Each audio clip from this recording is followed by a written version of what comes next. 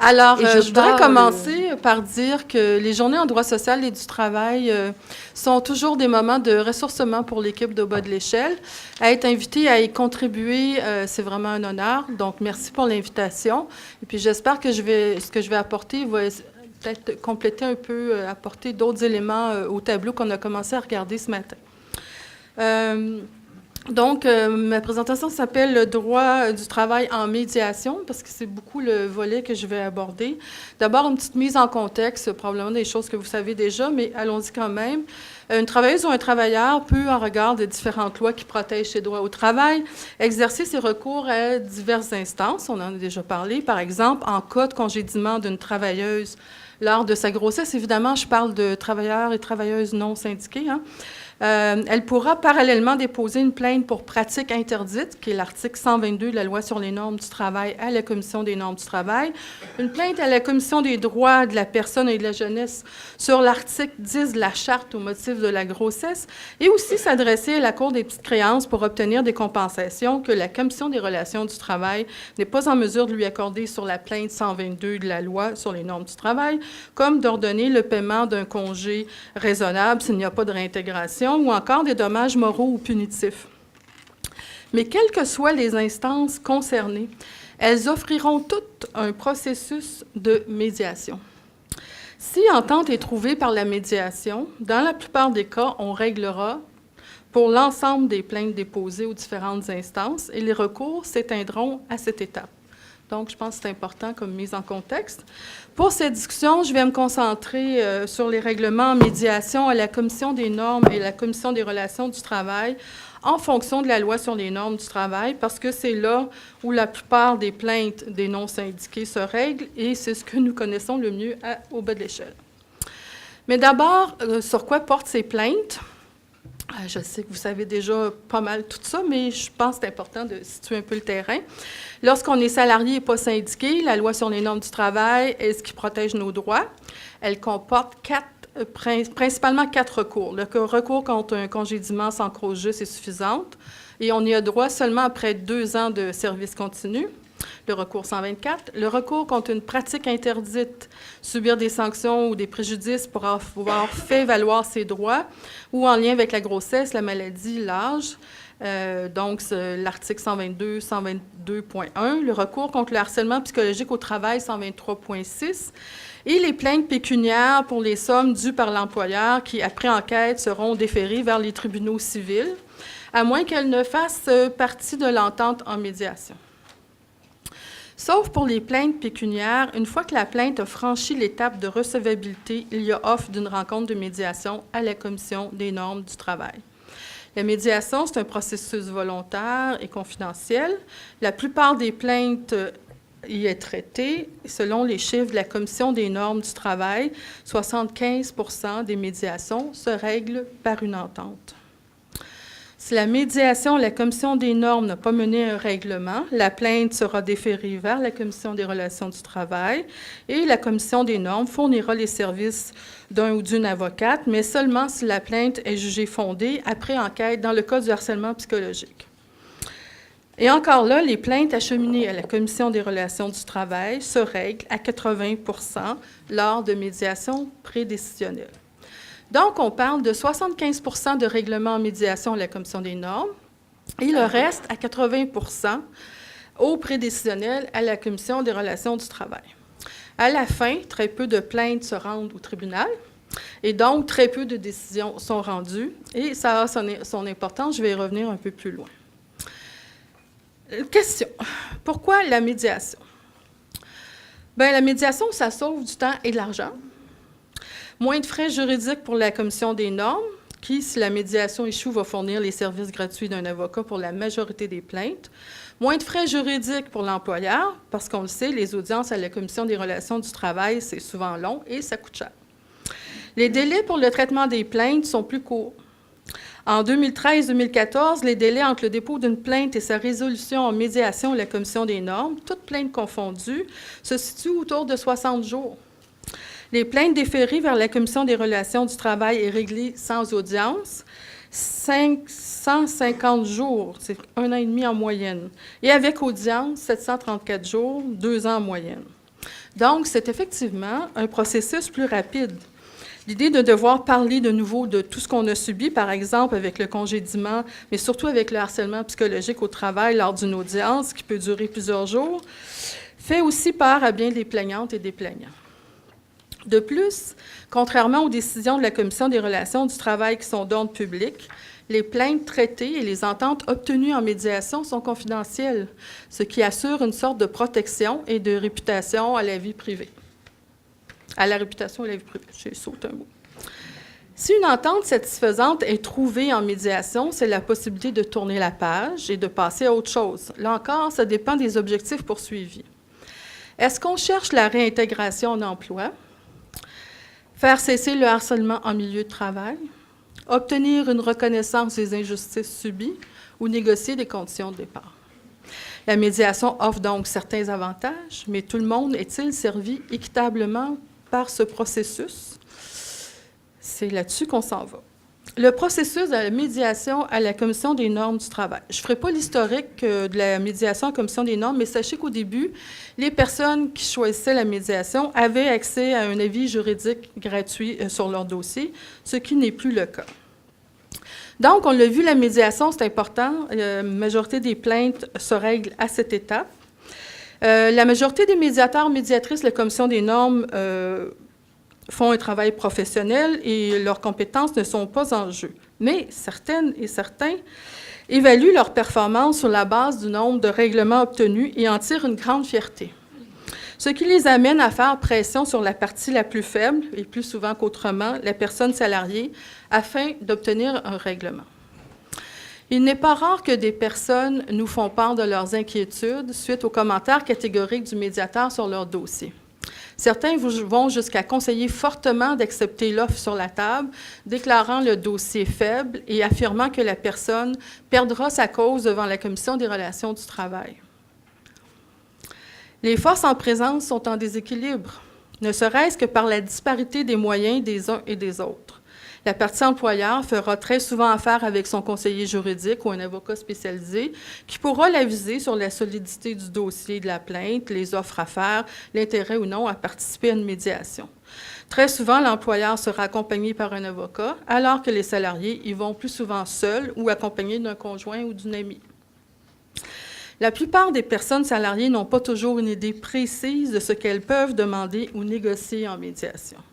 Elles ne savent pas ce que les tribunaux accordent généralement pour des cas semblables et ne sont pas en mesure d'évaluer l'offre qui est faite par l'employeur. L'information et la préparation à la médiation souffrent de lacunes importantes. Certains prennent le temps de répondre aux questions et offrent une rencontre de préparation à la médiation, mais celle-ci se limite plus souvent à quelques minutes, juste avant la séance de médiation elle-même. Le travail d'au bas de l'échelle et de quelques rares organismes en région essaie de combler le mieux possible ce manque d'information et de préparation. Notre ligne d'information téléphonique aux personnes non syndiquées, ainsi que nos séances d'information sur les plaintes et la préparation de la médiation permettent à quelques centaines de personnes chaque année d'être mieux équipées pour défendre leurs droits. Mais ce n'est pas tout le monde qui nous trouve et nous ne pourrions répondre à tout le monde. Les organismes communautaires ne peuvent suppléer aux services qui devraient être d'emblée fournis par la Commission des normes, alors que celle-ci nous réfère régulièrement des personnes. Les salariés qui déposent des plaintes à la Commission des normes, en vertu de la loi sur les normes du travail, pensent que les médiateurs qui travaillent pour la Commission des normes sont là pour garantir le respect de la loi.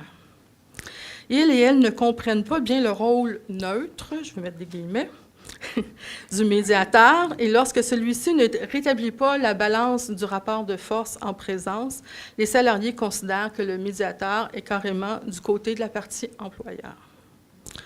Les personnes sont très souvent fâchées de l'attitude de certains médiateurs qui les poussent à accepter des ententes à rabais. Lorsqu'on leur conseille de déposer une plainte au service à la clientèle de la Commission des normes, parce que c'est une possibilité de le faire, très peu vont le faire, craignant que leur dossier soit maltraité par la suite, puisque l'avocat qui leur sera fourni est aussi un employé de la Commission des normes.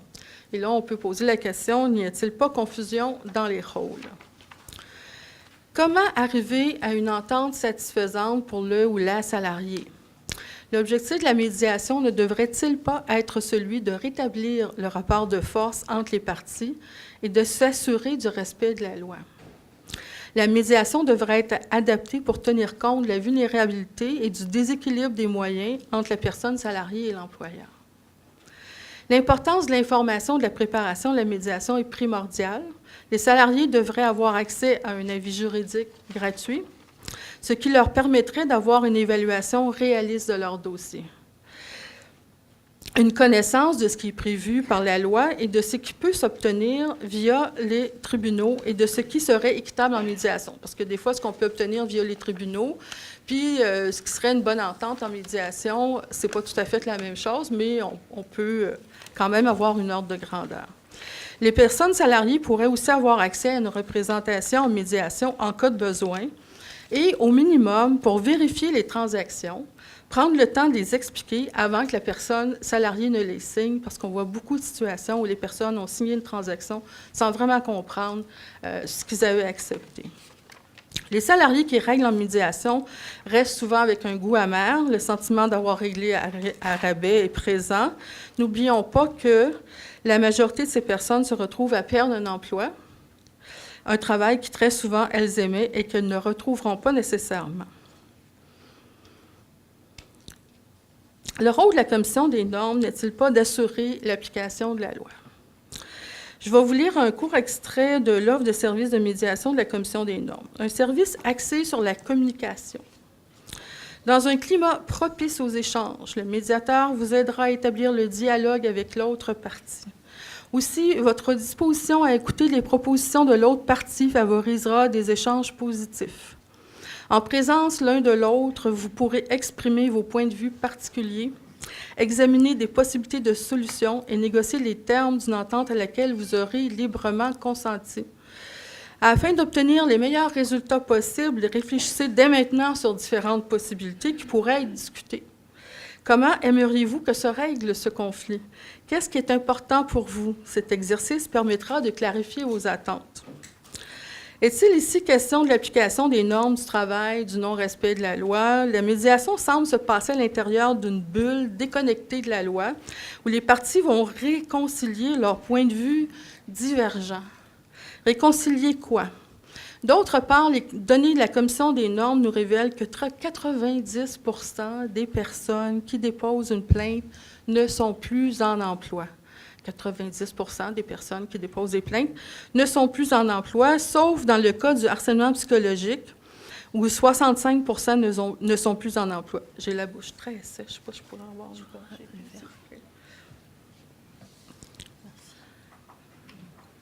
Merci beaucoup.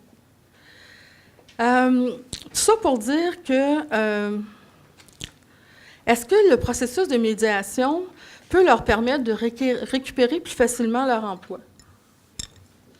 90 % ont perdu leur emploi. Donc, est-ce que par la médiation, on récupère son emploi? Il ne faut pas oublier que la réintégration d'emploi, c'est la première réparation qui est prévue par la loi, dans le cas de pratiques interdites et de congédiements injustes. C'est difficile d'avoir un portrait irréfutable, parce que c'est confidentiel, les ententes à la Commission des normes. Mais d'après les personnes que nous rencontrons et d'autres intervenants, la réintégration avec succès est de l'ordre de l'exception. En l'absence de réintégration, les travailleuses et les travailleurs devraient pouvoir obtenir une juste compensation pour la perte de leur emploi. Et pour ça, ils ont besoin d'être conseillés par quelqu'un d'autre que le médiateur qui n'est pas là pour ça. Là, je vais vous entrer dans une autre petite bulle à côté. En fait, c'est toujours la médiation, mais sur le harcèlement psychologique au travail, parce qu'on pense que là, il y a des particularités. Donc, est-ce que le processus de médiation à la Commission des normes est adapté au harcèlement psychologique au travail? On a entendu parler ce matin, pour les avoir rencontrés régulièrement, nous savons que les personnes qui sont subies du harcèlement psychologique au travail, souvent durant une longue période, avant de déposer leur plainte, sont en mauvais état. La loi leur donne d'ailleurs un plus long délai, 90 jours au lieu de 45, pour déposer une plainte.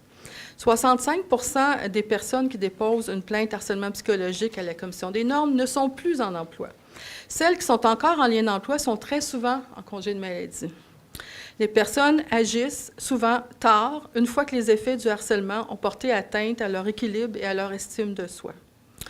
Du côté des non-syndiqués, dans la majorité des cas, le harcèlement provient de l'employeur ou de ses représentants. Qui va se présenter à la médiation pour la partie patronale? On comprendra que la personne harcelée ne veut pas négocier avec son harceleur. Les médiateurs ne sont pas toujours favorables aux médiations séparées. Une rencontre avec l'employeur et ses représentants dans les semaines qui suivent le dépôt d'une plainte harcèlement psychologique est-elle souhaitable? Quelles sont les chances d'arriver à une entente satisfaisante? Quels seraient les rôles de la médiation dans ces situations? Une bonne part des personnes que nous rencontrons expriment le désir de faire reconnaître la souffrance et l'injustice subie. Elles veulent aussi que le harcèlement cesse, pour elles, mais aussi pour les personnes qui vont suivre. Elles désirent que les comportements changent. Lorsqu'une plainte se règle en médiation, rien n'est prévu pour empêcher qu'une situation semblable ne se reproduise dans le milieu de travail. Il n'y a pas de remède pour assainir un milieu de travail. On appelle les remèdes systémiques, qui sont parfois imposés par la Commission des droits de la personne et de la jeunesse suite au harcèlement sexuel. On a vu le peu de préparation et de support que les personnes reçoivent dans le processus de médiation. Le besoin de soutien moral et décisionnel est encore plus important dans le cas du harcèlement psychologique. La plupart des personnes aimeraient des excuses de la part de l'employeur, et c'est souvent à cette condition que l'ouverture au dialogue pourrait se faire. Les excuses sont rares, vous le comprendrez, parce que pour l'employeur, ce serait l'aveu de ses torts. Pour l'employeur, le fait de participer à la médiation n'a pas toujours pour objectif de trouver une entente. Il s'agit parfois d'aller à la pêche aux preuves, aux arguments, aux témoins, de façon à évaluer la solidité du dossier et les chances de gagner la Commission des relations du travail. Quoi qu'il en soit, la faiblesse des ententes ne fait pas mal à l'employeur et ne corrige pas le comportement fautif. Alors, si la plainte ne s'est pas réglée en médiation à la Commission des normes, eh bien, la Commission des normes va fournir un avocat dans la majorité des cas pour représenter la personne à la Commission des relations du travail. Mais la Commission des relations du travail établit aussi clairement qu'elle favorise le règlement des dossiers sans audience et se fixe un pourcentage de dossiers à atteindre qu'elle a déjà d'ailleurs dépassé en 2013-2014 de 3 % en réalisant 80 % de règlements en médiation. Ça, j'ai pris ça dans leur rapport annuel. La médiation prédécisionnelle à la Commission des relations du travail est une deuxième possibilité de règlement qui s'offre aux parties avant de s'en remettre à la décision du commissaire. Plusieurs facteurs interviennent dans la possibilité d'une entente à cette étape. D'un côté comme de l'autre, le temps a passé. Pour la personne salariée, la poussière est retombée. 1 an à 2 ans plus tard, il y a de fortes chances qu'elle se soit trouvée un autre emploi. On est presque rendu à un jugement. De quel côté celui-ci penchera-t-il? Par contre, cette personne n'est plus seule car elle est représentée par un avocat ou une avocate de la Commission des normes. Pour les cas de harcèlement psychologique au travail, à cette étape, si la personne salariée est représentée par une avocate ou un avocat, c'est que l'enquête a démontré que la plainte est fondée, donc ça vient donner un poids de plus à cette plainte-là. Par contre, le fardeau de la preuve en audience, pour les cas de harcèlement psychologique, repose sur la personne salariée. Et on le sait, la preuve est très difficile à faire. Et le peu de plaintes accueillies à la Commission des relations du travail n'est pas très encourageant. Parfois, la personne salariée est décidée à obtenir une reconnaissance des injustices subies. Et si elle ne l'obtient pas en médiation, elle sera prête à aller jusqu'au bout, quitte à tout perdre. Du côté de l'employeur, la pression est plus forte pour arriver à une entente. Il voit que la personne salariée n'a pas abandonné sa plainte. Il craint de devoir payer un avocat pour plusieurs jours d'audience. La décision rendue sera d'ordre public. Que la plainte soit accueillie ou déboutée, ce n'est pas de la bonne publicité. Les risques sont plus élevés pour un et pour l'autre, mais certains ont moins à perdre. De ce que nous entendons des juristes, il y a de fortes probabilités pour que les ententes à cette étape soient plus intéressantes pour les salariés que ce qui s'obtient en médiation à la Commission des normes. On entend qu'à la Commission des normes, les salariés sont sans soutien, qu'à l'étape suivante, le rapport de force est mieux équilibré par la présence d'avocats spécialisés. Doit-on conseiller aux personnes d'attendre cette étape pour régler? En même temps, si les règlements sont plus intéressants à cette étape, le sont-ils tant que ça? Le sont-ils suffisamment? On nous dit que dans le cas du harcèlement psychologique, les ententes ne sont pas si bonnes parce que les preuves sont souvent absentes. Mais comment le vérifier puisqu'il n'y a aucune donnée sur ces ententes? Quelque chose est perdu dans cette justice invisible qui ne laisse pas de décision ni de balise. De plus, les commissaires, lorsqu'ils constatent qu'un employeur n'est pas à sa première plainte, ils vont être plus sévères sur les compensations et ils pourraient même ordonner des remèdes systémiques, même s'ils ne le font pas souvent. Est-ce que, rendu à cette étape, on ne devrait pas entériner les ententes par un commissaire qui s'assure que les réparations prévues à la loi sont présentes? En 2009, dans son article, la Commission des relations du travail, 5 ans plus tard, Jean-Yves Brière affirmait « Il serait nécessaire qu'une analyse quantitative des ententes intervenues soit effectuée. Il ne s'agit pas seulement qu'une entente intervienne, mais encore faut-il qu'elle respecte les paramètres jurisprudentiels et qu'elle soit satisfaisante pour les parties. Nous ne disposons d'aucune donnée à cet égard et c'est encore le cas. » Alors, qu'est-ce qui se joue en médiation? La loi sur les normes du travail est une loi d'ordre public. Les salariés non syndiqués y ont des protections minimales. Si ces droits ne sont pas respectés, ils ont, s'ils en ont le courage, en ces temps de précarité d'emploi, la possibilité de déposer une plainte contre l'employeur. On l'a vu, les salariés sont laissés à eux-mêmes lors de la médiation de la Commission des normes. À l'heure actuelle, à la question « Pourquoi la médiation ?», nous serions tentés de répondre. C'est la possibilité de régler l'ensemble de toutes les plaintes possibles en un seul lieu, dans un délai court, en toute confidentialité, sans avoir à tenir compte nécessairement de la jurisprudence ou des réparations prévues par la loi et à moindre coût. Pour les salariés, pour que les salariés reçoivent leur juste part des bénéfices de ce processus, nous croyons qu'au moment propice, des conseils juridiques doivent être offerts gratuitement, que la médiation doit se faire ailleurs qu'à la Commission des normes, de façon à ce que les conseils d'un avocat de la Commission des normes n'entrent pas en conflit avec le travail d'un collègue médiateur, qu'il n'y ait plus de confusion des rôles, et qu'il faut considérer les remèdes systémiques pour régler les problèmes à la source, souvent dans le milieu de travail. Donc, est-il acceptable que pour des milliers de cas de non-respect des normes du travail, nous n'ayons pas accès aux compensations que les salariés ont réussi à obtenir? Est-il acceptable que des conflits portant sur des normes publiques soient réglés par le biais d'ententes privées et confidentielles?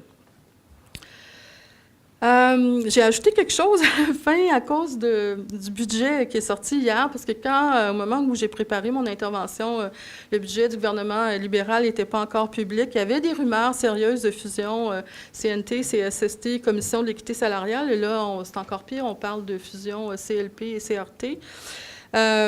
Alors, c'est sûr qu'on n'a pas eu le temps d'analyser ce qui est en jeu puis de qu'est-ce qui va être fusionné, mais je peux dire qu'on est très inquiète de ce qui va rester de services d'enquête, de prévention, puis de la capacité des non-syndiqués